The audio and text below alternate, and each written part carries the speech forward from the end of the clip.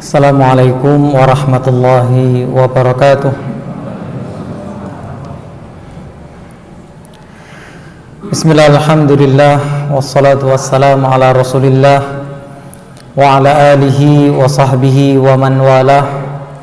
Amma ba'du, akhwati fillah rahimani wa rahimakumullah. Alhamdulillah, kita bersyukur kehadirat Allah subhanahu wa ta'ala, kembali berkesempatan untuk melanjutkan pembahasan kita pada kitab Riyadhus Shalihin karya Al-Imam An-Nawawi Asy-Syafi'i rahimahullah ta'ala. Tidak lupa salawat dan salam kita sampaikan kepada beliau, panutan teladan kita, Rasulullah Muhammad sallallahu alaihi wa ala alihi wasallam.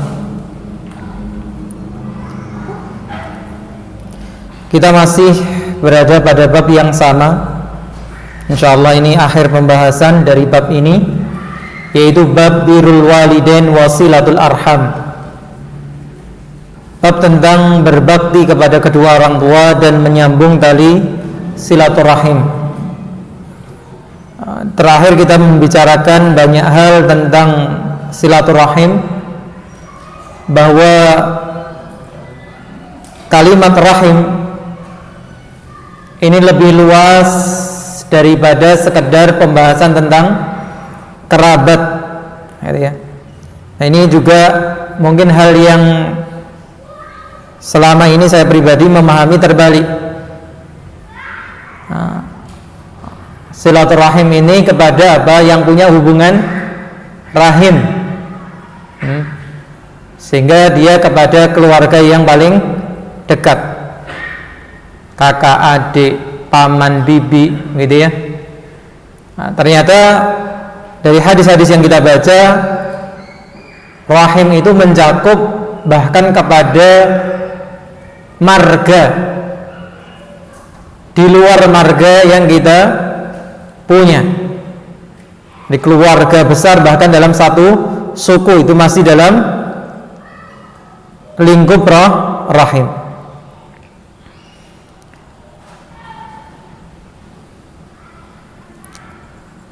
Kemudian hadis berikutnya, hadis yang sahih muttafaqun alaih dari Abu Ayyub Khalid ibn Zaid al-Ansari radhiyallahu anhu.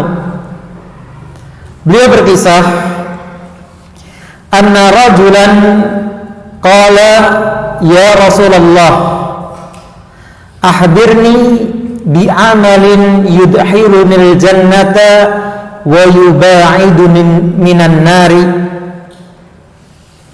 Bahwa seorang laki-laki berkata, wahai Rasulullah, kabarkan kepadaku dengan suatu amal yang akan memasukkan aku ke dalam surga dan menjauhkan diriku dari api neraka. Tidak bosan saya mengulangi penggalan seperti ini, mengingatkan saya pribadi dan kita semua bahwa inilah kondisi ideal yang seharusnya kita punyai. Cita-cita tertinggi, impian tertinggi, yaitu masuk surga dan selamat dari neraka. Di mana ini perlu sering kita diingatkan, khususnya yang berbicara, karena betapa sering kita tertipu dengan impian-impian dunia, membangun usaha, membangun keluarga, mengembangkan ini dan itu, sukses di mata manusia. Dengan kesuksesan yang ada dalam pandangan manusia, kekayaan, kehormatan, jabatan,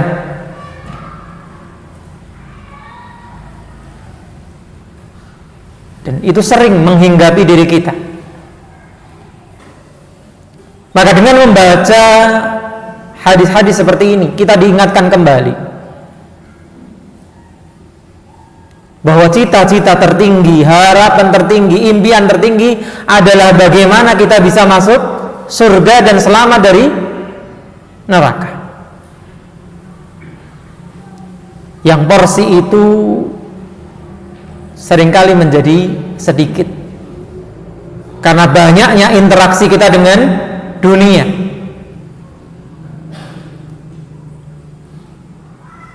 Seperti juga saya tulis beberapa waktu kemarin tentang apa? Dipertontonkannya kemewahan, kecanggihan, kehebatan, kecantikan, kegagahan. Ini seringkali apa? Memang ditujukan agar kita tertipu dengan dunia. Hati kita tertawa dengan dunia. Padahal hakikatnya segala keindahan ini semakin meyakinkan kita. Apa itu? Wal akhiratu khairun wa abqa. Kalau di dunia manusia bisa membuat pesawat begitu canggih, jet pribadi dengan segala kemewahannya, kapal pribadi dengan segala kemewahannya, rumah dan sebagainya yang dipertontonkan, maka bagaimana kondisi surga, kendaraannya, kemewahannya, rumah-rumahnya, istananya?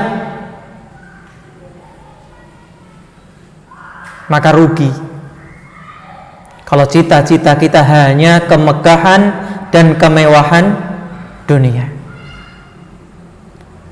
Maka generasi terbaik, para sahabat, telah memberikan teladan kepada kita pertanyaan-pertanyaan yang selalu mereka lontarkan, bagaimana mereka bisa selamat dari neraka dan bagaimana mereka bisa masuk surga.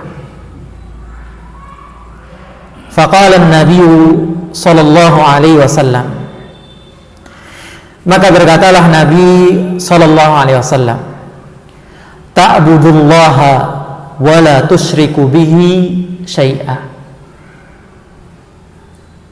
Syarat pertama dan utama agar seorang mendapatkan jaminan selamat dari api neraka dan bisa masuk surga adalah mengesahkan Allah dan tidak mengotori tauhidnya dengan kesyirikan. Beribadah hanya kepada Allah dan tidak mensekutukannya dengan sesuatu. Sehingga inilah yang seharusnya menjadi apa? Perhatian utama kita dalam menuntut ilmu, dalam belajar. Sudahkah kita benar-benar mengenal permasalahan tauhid dengan sebenar-benarnya? Yang dibuktikan dengan apa? Praktek ibadah kita yang ikhlas, jauhnya kita dari kesyirikan.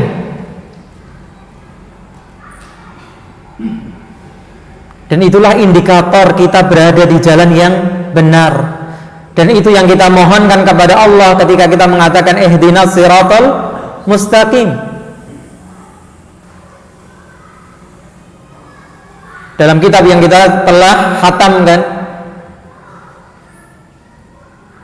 yaitu 10 kaidah istiqamah, maka disebutkan oleh penulis tentang arti istiqamah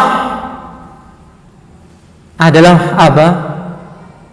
Mengesahkan Allah, berpegang teguh dengan la ilaha illallah Muhammadun Rasulullah, sebagaimana diungkapkan Abu Bakar As-Siddiq dan Umar bin Khattab radhiyallahu anhuma.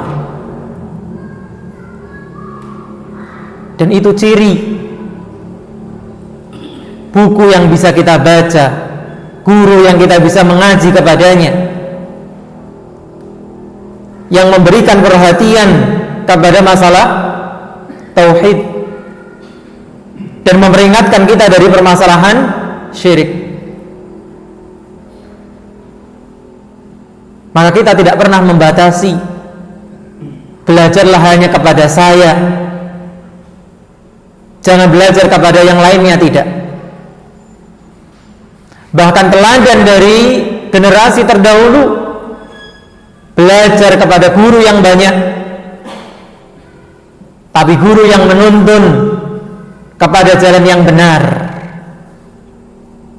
Bukan kemudian seperti terjadi hari ini, belajar kepada siapa saja yang tidak jelas perhatiannya kepada masalah tauhid,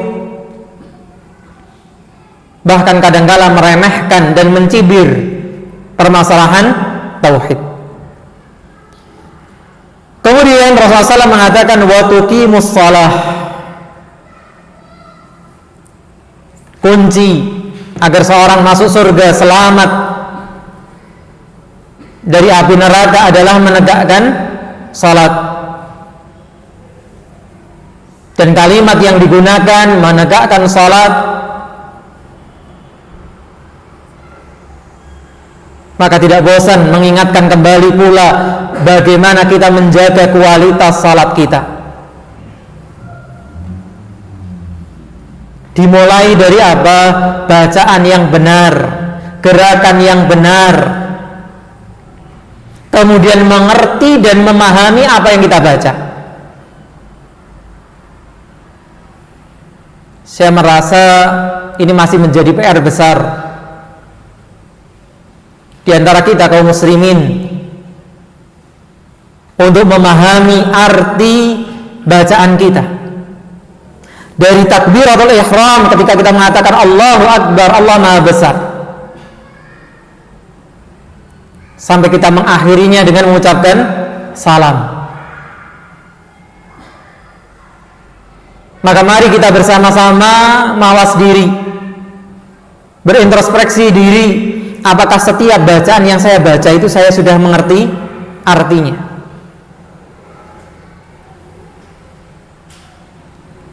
Kemudian beranjak kepada maknanya. Dan alhamdulillah gitu ya, ini menjadi angan-angan dulu menulis tentang makna bacaan dalam salat. Ternyata sudah muncul bukunya siapa? Di antaranya Ustaz Aminur Bait. Beliau punya buku tafsir salat, dan beberapa waktu kemarin dikaji, sudah selesai. Jadi saya bukan bagian dari marketingnya, saya juga nggak jualan bukunya, tapi ini saran untuk kebaikan kita semua.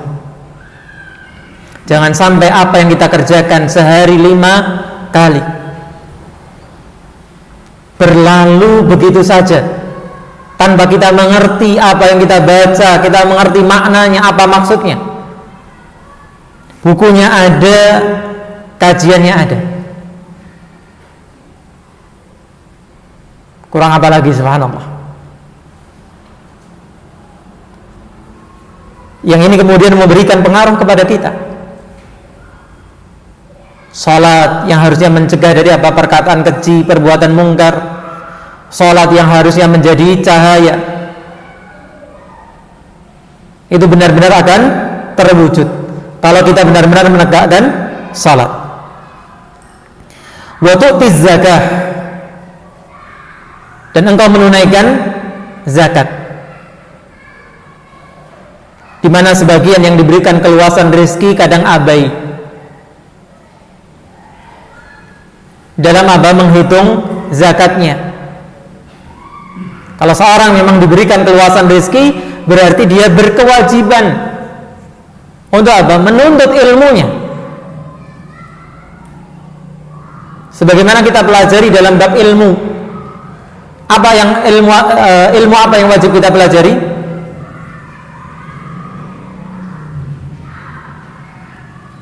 Ilmu kan wajib ya. Talabul ilmi fardhatun ala kulli muslim. Lalu pertanyaannya, ilmu apa? Ilmu kan luas. Ilmu apa yang wajib kita pelajari?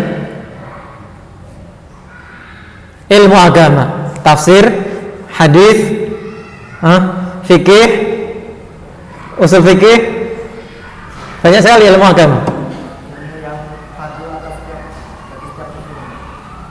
Apa itu ilmu yang fardu atas setiap muslim? Pertama tentang tauhid, yang kedua tentang ibadah keseharian bagi setiap muslim. Atau bahasa singkatnya apa? Ilmu yang wajib kita praktekkan. Maka ketika kita dewasa wajib sholat, berarti wajib belajar sholat. Jangan kemudian menggantungkan kepada apa? Ustadz, guru, kiai.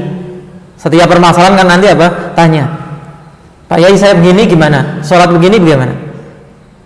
Ya belajar tentang sholat. Kemudian ketika diberikan keluasan rezeki, berarti wajib belajar tentang zakat. Ketika diberikan keluasan rezeki lagi, belajar tentang apa? Haji, umrah. Ketika menjelang datang bulan Ramadan, wajib belajar tentang puasa.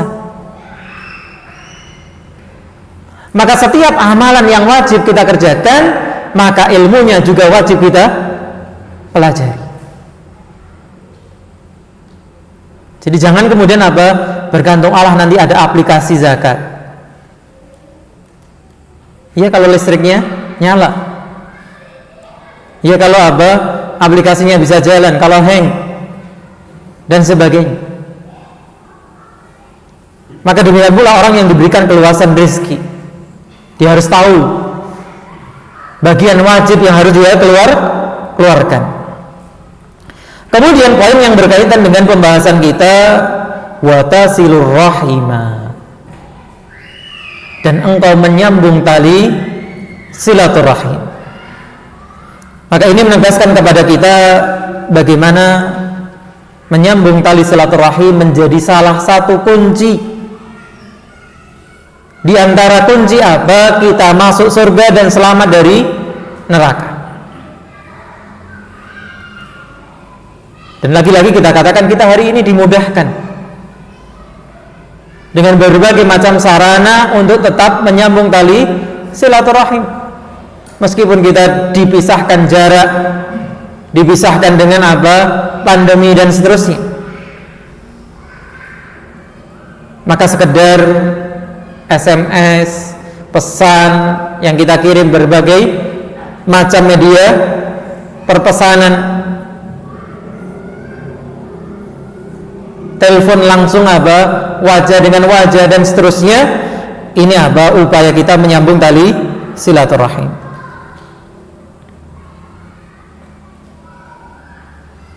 Kemudian hadis berikutnya disebutkan oleh penulis hadisnya hasan, namun oleh Syekh Salim Ibn Eid Al-Hilali dikatakan hadisnya dhaif secara sanadnya. Tapi secara maknanya kita mendapati makna-makna ini di hadis-hadis yang lain yang sahih. Dari Salman Ibn Amir radhiyallahu anhu, dari Nabi SAW, beliau bersabda, "Idza aftara ahadukum falyuftir ala tamrin fa innahu barakatun, fa in lam yajid tamran fal ma'u fa innahu tahurun." Barang siapa yang berbuka puasa di antara kalian, maka berbuka puasalah dengan kurma. Hadis-hadis yang lain menyebutkan dengan apa? Rutab. Kurma itu yang kering. Kalau rutab itu yang basah. Fa innahu barakah.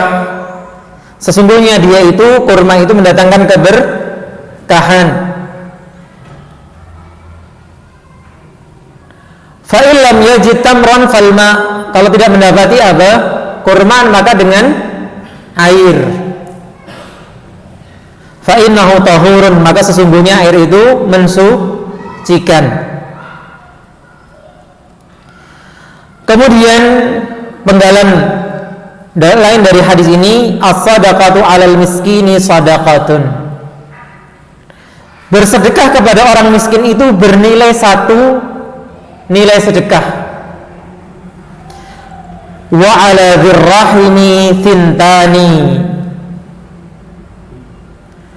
Dan bersedekah kepada orang yang memiliki hubungan tali silaturahim, maka pahalanya 2. Sadaqatun wasilatun, pahala sedekah dan pahala menyambung tali silaturahim. Dan itu disebutkan dalam hadis yang lain, kisah yang kita bahas sebelumnya antara istri kepada suami. Itu pun bernilai 2 pahala. Dinyatakan pahala apa? Sedekah dan menyambung tali silaturahim.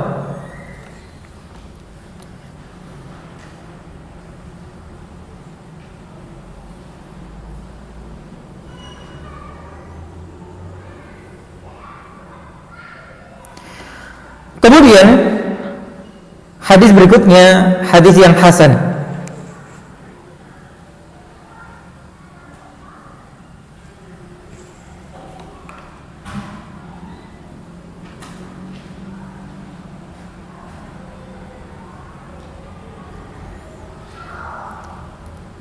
Kisah dari Abdullah ibn Umar. Dan ini mungkin terjadi pada sebagian kita. Dan dari pengalaman selama ini kadang ya pernah ada pertanyaan masuk seperti ini. Apa itu? Dari Abdullah ibn Umar radhiyallahu anhu, beliau berkisah, kana tahti imra'atun wa kuntu uhibbuha. Dahulu kala, kalau kita artikan letterlek, tahti yaitu di bawahku, artinya menjadi istriku seorang wanita yang aku mencintainya.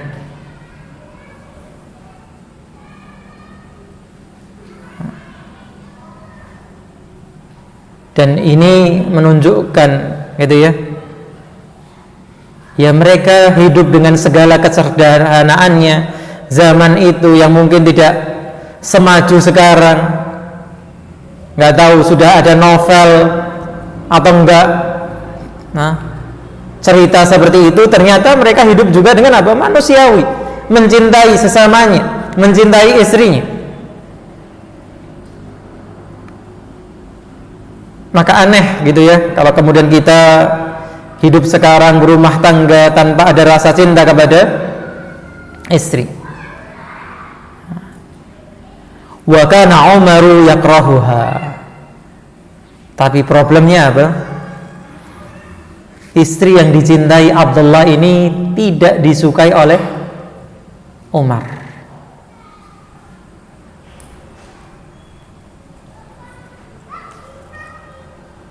Faqala li talliqha. Maka berkatalah kepadaku, yaitu bapakku Umar, ceraikan dia. Berarti ini kita bisa memahami masuk bab apa? Berbakti kepada orang tua. Jadi memang diselang-seling sama Imam Nawawi rahimahullah tentang silaturahim, tentang orang tua, gitu ya.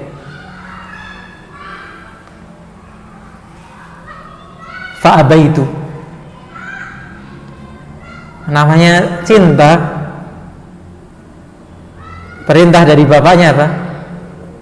Diabaikan. Ini juga bahasa Indonesia ya, abai. Diabaikan, nggak dilaksanakan. Fa'ata Umar radhiyallahu anhu an-Nabiy sallallahu alaihi wasallam. Maka datanglah Umar kepada Nabi SAW, kehendak ke Nabi. Bocah orang manut, gitu ya, karo wong tua. Fadzakara dzalika lahu. Maka kemudian Umar menyebutkan masalah tadi kepada Rasulullah SAW. Faqala Nabi SAW talliqha. Maka Nabi SAW mengatakan apa? Ceraikan dia.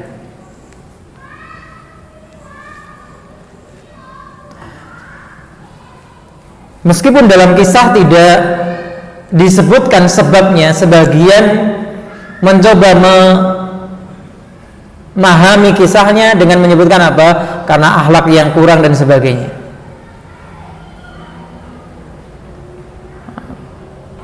Tapi tentunya kalau akhlaknya kurang, bagaimana Ibnu Umar yang dikenal dengan apa? Kealimannya, keilmuannya, bisa mencintai wanita seperti itu.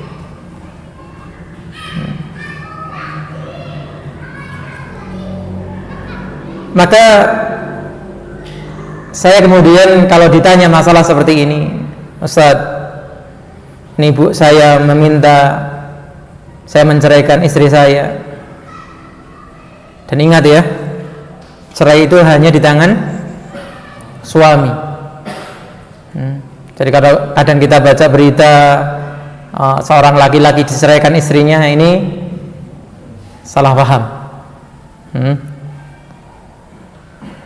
Yang bisa saya jawab adalah jawaban yang ada pada hadis berikutnya, yaitu hadis yang hasan sahih juga atau sahih dari Abu Darda radhiyallahu anhu, anna rajulan atahu faqala inna li imra'atan wa inna ummi ta'muruni bi talaqiha. Kalau ada yang konsultasi datang, ini orang tua saya tidak setuju saya nikah dengan fulanah, padahal saya sudah seneng, ini baru mau nikah. Coba di sini kisahnya sudah nikah. Jadi yang pada mau nikah, yang sebelumnya belum nikah ataupun yang sudah nikah, kalau tidak disetujui oleh orang tuanya, bahkan lihat yang sudah nikah pun, gimana jawabannya? Laki-laki ini datang kepada siapa? Abu Darda, mengatakan saya punya istri dan sesungguhnya ibuku memerintahkan aku untuk menceraikannya. Maka jawaban saya, jawabannya Abu Darda, copy paste saja. Apa itu? Sami'tu Rasulullah sallallahu alaihi wasallam yaqulu al-walidu awsatu abwabil jannah. Orang tua itu pintu tengahnya surga.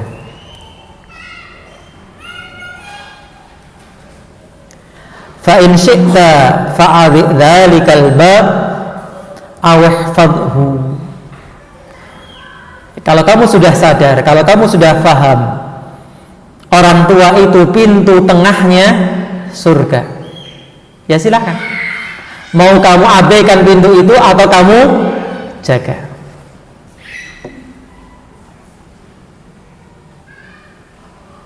Pilihan kembali kepada siapa? Kepada yang punya masalah, gitu ya. Saya bisa karepmu arep manut wong tuamu mbok jaga surgamu, apa arep gondeli bojomu yang nggak ada dalil istri itu pintu surga, ada nggak? Bahkan yang ada itu istri itu fit. Nah, istri itu bisa jadi musuh.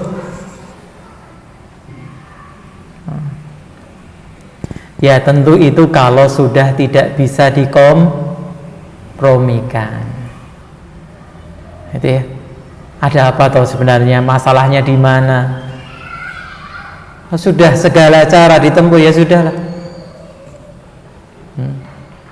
Itu yang dikatakan Abu Darda. Kita mau jaga pintu surganya atau mengabaikannya. Ini yang saya katakan tadi apa? Kalau jalinan rumah tangga saja sudah terjadi, apalagi yang baru mau nikah,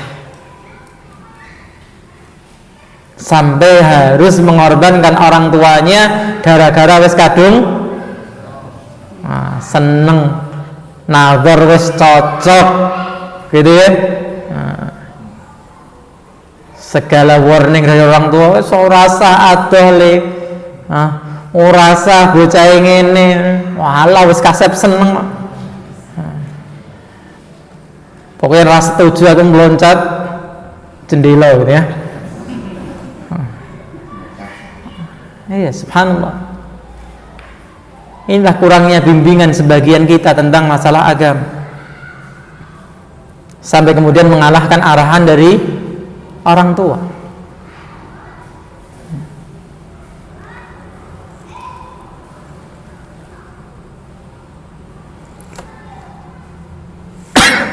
Kemudian hadis terakhir ya, atau masih ada hadis yang lain? Terakhir, hadis yang sahih atau dikatakan oleh penulis Hasan Sahih dari Barra ibn Azib radhiyallahu anhuma an Nabi sallallahu alaihi wasallam qala al khalatu bi manzilatil rawahu Tirmidzi. Bibi itu kedudukannya seperti ibu. Dan orang Arab memang memahami kata orang tua, bapak itu sampai ke atas.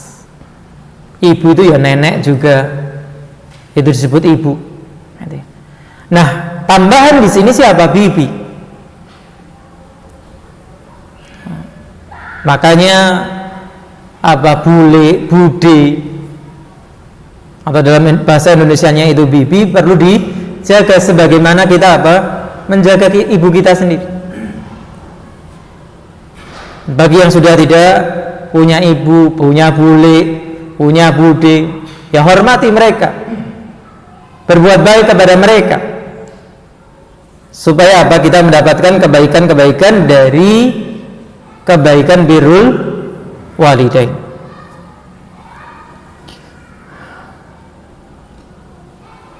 Kalau di tempat saya di akhir ini ada keterangan bahwa dalam bab ini masih banyak hadis yang banyak.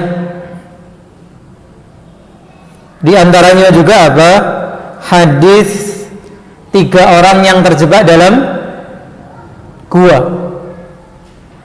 Itu juga menceritakan tentang fadilah, keutamaan berbakti kepada orang tua, yang dengan kisah dia biasa menyediakan susu untuk kedua orang tuanya. Ketika dia terlambat pulang, dia pegangi itu semalaman sampai ketika pagi bangun baru diserahkan.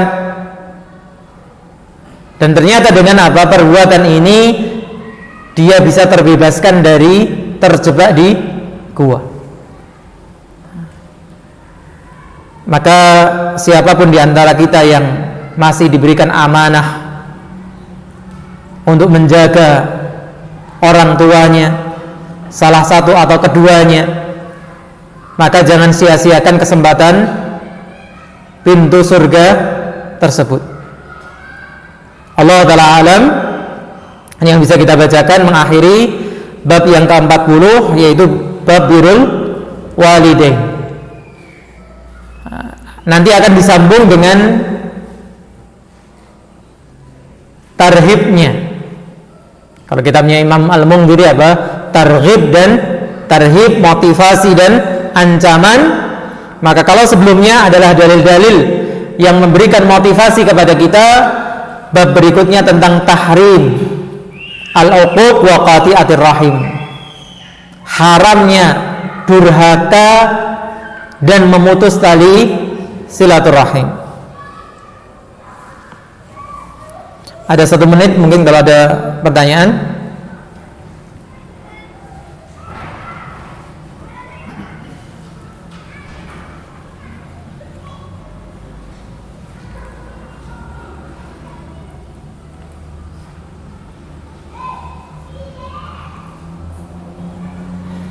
Iya, kalau tidak ada kita cukupkan. Semoga bermanfaat. Kurang lebihnya saya mohon maaf. Jazakumullahu khairan telah menyimak. Wa sallallahu ala nabiyyina Muhammadin wa ala alihi wa sahbihi ajma'in. Subhanakallahumma wa bihamdika asyhadu an la ilaha illa anta astaghfiruka wa atubu ilaik.